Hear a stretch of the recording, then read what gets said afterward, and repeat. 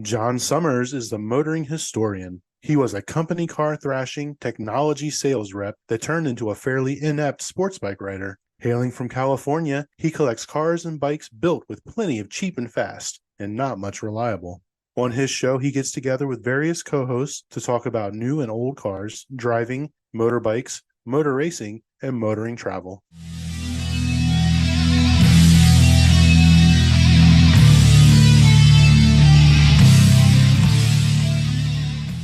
Good day, good morning, good afternoon. It is John Summers, the motoring historian. So in this episode, I road tested some new cars. It was a couple of months ago now. I've only just edited it together into something constructive, but here are my thoughts on some new cars. So my 9 a.m. on the Tuesday morning was the Lexus GS 550. I think the information said it was the Premium Plus. At the end of the day, when I'd driven all the other cars, I came back to the Lexus and I touched the steering wheel and I touched the shift lever just to remind myself, what did the material really feel that much nicer than the other stuff that I'd driven, specifically the Genesises, which are about the same price point? The answer is yes. If you go to the dealership, either with a significant other or if you yourself walk out of there thinking, these Lexus guys, they're building to a higher quality than Genesis, or I want that, it's worth paying the premium to have the Lexus over the Toyota.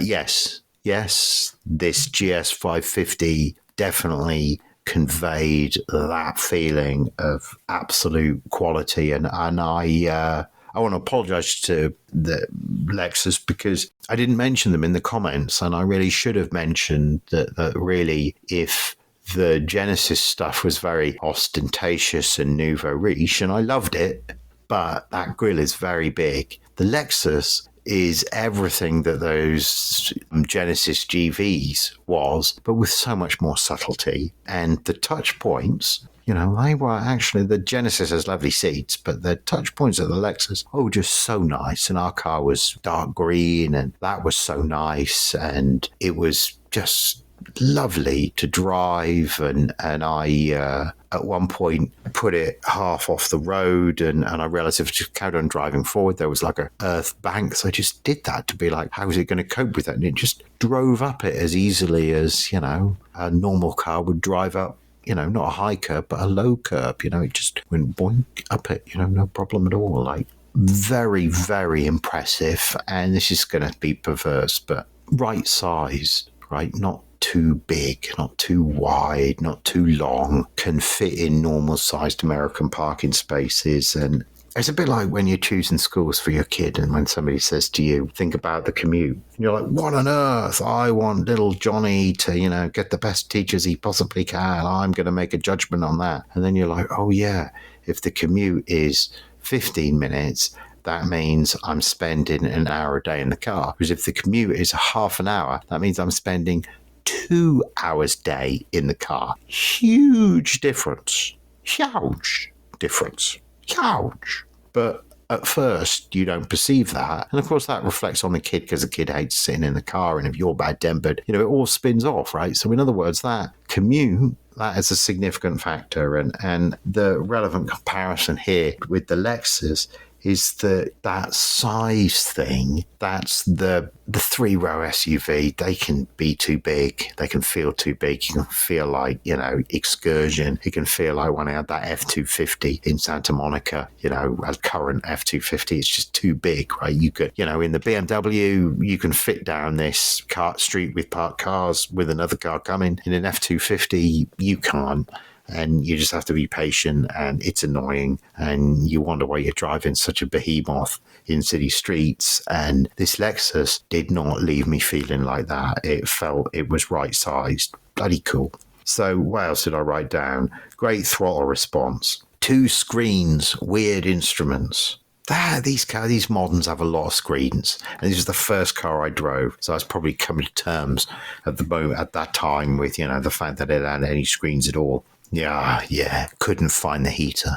It was cold, so the rep had put the heater on. And it was nice when I first got in here, but then I couldn't turn it down. So I kept opening the windows to cool down and then putting it back up again because I just didn't know how to access the infotainment thing. Now, this is what's hard about assessing the cars, because that was clearly user error, right?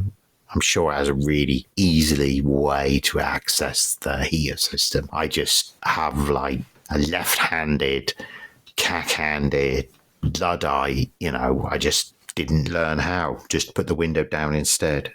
I wrote, so chuckable. The car shrinks around you. It did feel like a car. It didn't felt nothing like a body-on-frame SUV. My last two comments were, but where are the fucking heater controls? Why the big pointless screen? And then separately, love the giddy up. Yeah, and I did love the giddy up. So all around, great car, marred only by the tester's ineptitude and inability to find the heater controls. And I should say, I drove it on the back of having this Toyota truck, and the truck keeps on doing what it says on the tin. It just works, which is all I wanted to do. This Lexus had that feel about it, there's no it's not showy. The styling apes Land Cruisers, but it just has that sort of retro feel. There's nothing actually retro about it. The overall experience is very modern, very clean, very usable, and very luxurious because of those materials. It was a very high bar, that first vehicle set, I felt.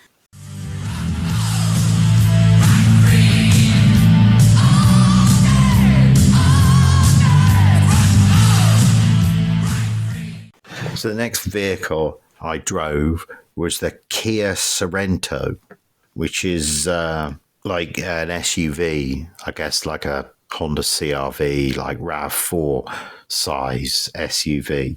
The first thing I wrote was lovely inside to look at.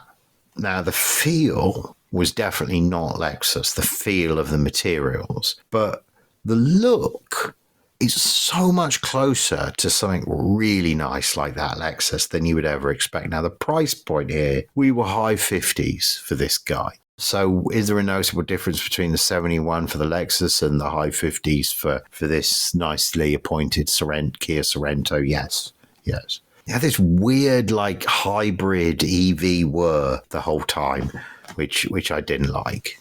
It's just something that the Kias had that, interestingly, the Genesis didn't have, and it's that the screens were curved slightly. I just want to talk about the screens, actually. And when I say they're curved, a little bit like the way a Sierra's dashboard used to be, if you can remember a Ford Sierra. In it just bends a little bit towards the driver, and they were rounded off. In the Genesis, they weren't curved; they were rectangular, and they didn't curve towards you, and they weren't rounded off in the same way. And I thought on the Kia, the rounding off and the curve towards the driver, I thought that was a really kind of elegant touch. Both of them did quite a good job at making the screens unobtrusive, that having done the back-to-back driving of these cars, sort of speed dating of cars, if you will. Having done that, I appreciate more and more how some makers have listened to what people have said about not liking screens and not wanting everything to be buried deep in drop-down menus a la Tesla.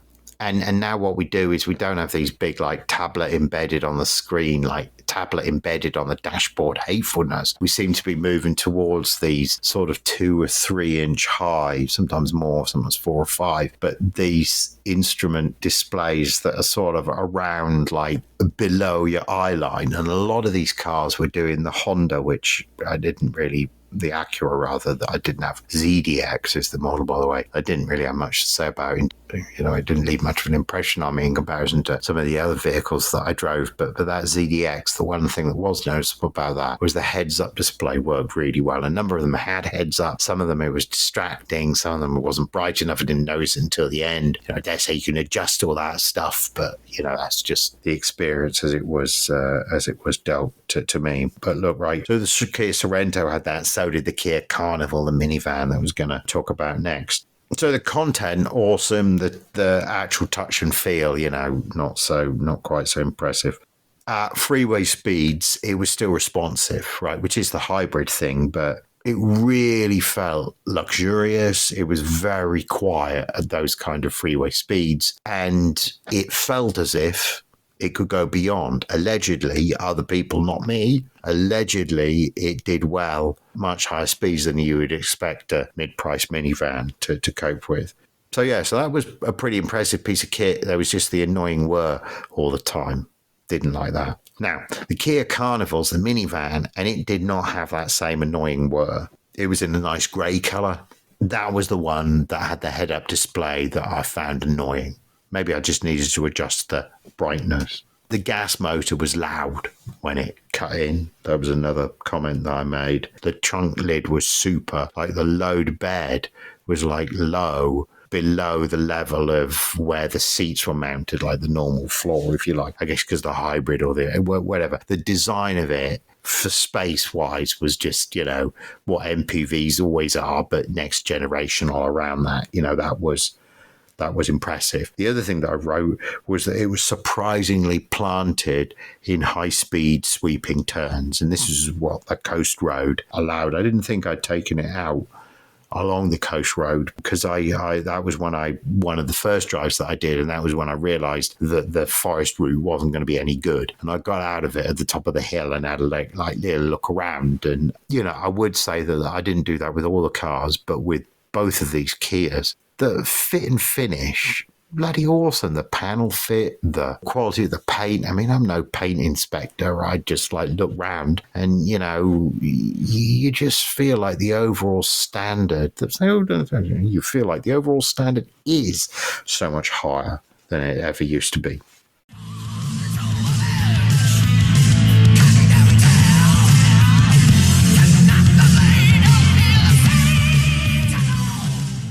Been and got some of that tequila I was talking about earlier, and it's invigorated me to talk on about the next couple of cars that I drove. So it's now sort of midway through the first morning of cars, and you now know the route off by heart. You're not worrying about, should I be turning this way or that way? You know where you need to be going, and you can really focus on just, making the most of the cars, rather than feeling like half an hour wasn't enough time.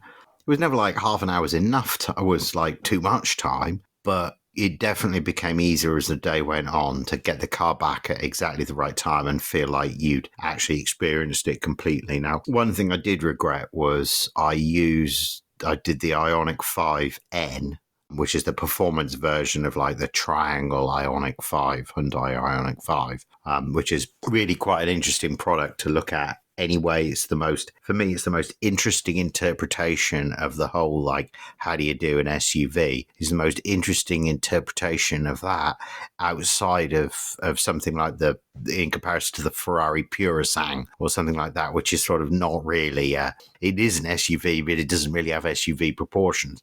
Ioniq 5 has SUV proportions, but by doing those triangles and that kind of matrix thing they've created a sort of Citroen Cactus-like, completely different looking and feeling kind of product, and like the Scion XB or, that kind of thing, that can really be appealing and can be compelling.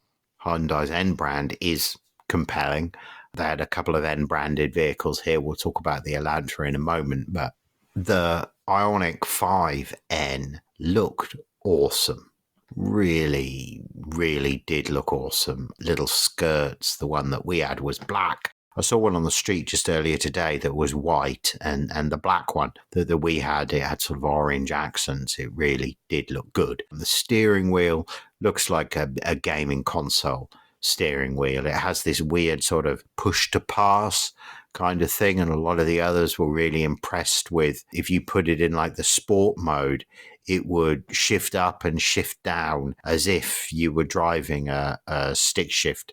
Well, not a stick shift car, as if you were driving a gas-powered car with a paddle shifter. It would even do the rev match downshifts and, and have snap, crackle and pop in the exhaust. So there's something faintly comical about that, isn't there? And it's not quite Tesla's fart mode, but it's near that kind of, it's approaching that kind of absurdity. There's a sort of gamifying of performance. If you think about how seriously somebody like AMG or BMW's motorsport division takes performance.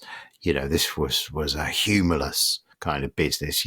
Bentley, this is a gentleman's club. This is not an environment for, fart jokes or loud shell suits. And Ioniq N is, the 21st century version of the 1990s turquoise shell suit, isn't it? It's really a statement of the zeitgeist, which may be a little bit too much, but it's still kind of cool, even if you wouldn't really wear one yourself. So what else? What did I actually write down about it? Crap turning circle. Feels track tight.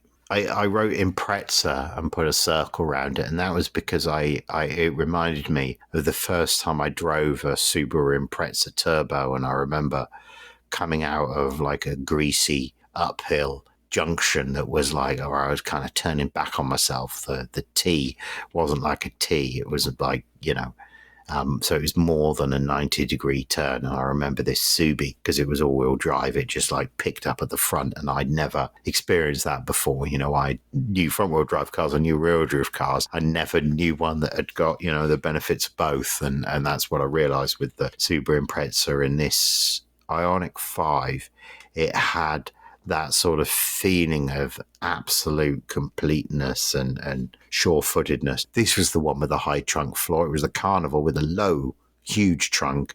It was the Ioniq 5 that had the really high trunk floor. Alcantara seats. I also wrote down license loser, and that it walks and talks like a hot hatch. Yeah, I mean, that's state-of-the-art, super cool hot hatch. Awesome piece of kit. And sub 60K, which, in today's world, something that cool for sub 60K, that feels extremely good value. And that was because I did the forest route in it, and I didn't get out and drive it really fast. Maybe I shortchanged it a little bit in the overall best of the bay analysis. Maybe if I'd have done the route along the coast there instead of the route up the hill, I'd have felt a little differently about it. But yeah, impressive, but clearly, right, an event where you're driving cars back to back over the same route. Clearly, you have to be comparing them one with another. And when you've got Elantra N that you've driven straight after the Ioniq 5N, mid-sized hatchbacks, one EV, one not, one 37 grand, 157 grand. I was keen to compare them together. The Elantra's old school. The Elantra N is old school, cool, hot hatch. It's a bit bigger than my Fiesta. It's, a bit more sophisticated automatic transmission, this kind of thing. Got the same like crazy, like push to pass, like turbo shift thing, like, gamification of performance that the Ioniq N. The Elantra N had something like that as well. It also has the same kind of triangular kind of styling on the door. I think it translates very well to the hatchback. I'd have saved myself 20 grand. I really would. I loved the Elantra N. It was fast. Only really frightening moment was somebody trying to pull out on me, and I was going quite quickly, and the car was, in a curve. And in a lesser car, it might have ended badly. And in that one, it handled the situation very, very well indeed. It was ahead of me in terms of its ability to cope with the situation. And yeah, so enjoyed that car, really appreciated it, very well designed. Although, it's a young person's car, right? It's a bit sporty and where's my backwards baseball cap kind of thing, really. Yeah, the Elantra N had an Alcantara interior as well. Like the engine note on startup after the EVs and what do I do to make it go? Because this is one of the interesting things about all of these cars that we drove, was that they all had different methods of transmission, different methods of actually putting it in gear. And that was kind of peculiar, to be honest. You do feel it's like the 1920s where we've not yet settled on the H pattern, we're just like getting there. And some people, you have a little lever and you toggle it up, and others you push a button and you toggle it. And the Fiat 500, it just had these buttons on the dashboard, like P for park, D for drive, R for reverse, very simple, and that's cool. But, but to finish up, look, on the Elantra N and the Ioniq 5N, which are then natural to compare the two, to finish up there. One feels very much like tomorrow's product, and the other feels very much like a really nice version of yesterday's product. Obviously, I'd be keen to take yesterday's. Thank you, Drive Through.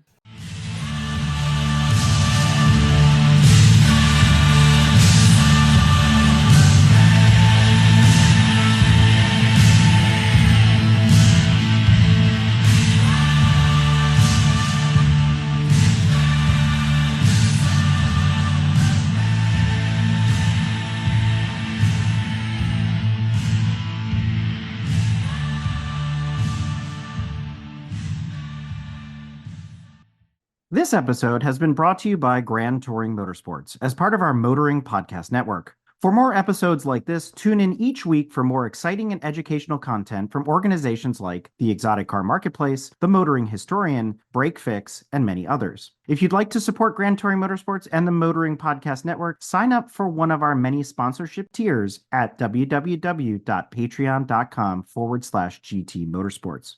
Please note that the content, opinions, and materials presented and expressed in this episode are those of its creator, and this episode has been published with their consent. If you have any inquiries about this program, please contact the creators of this episode via email or social media as mentioned in the episode.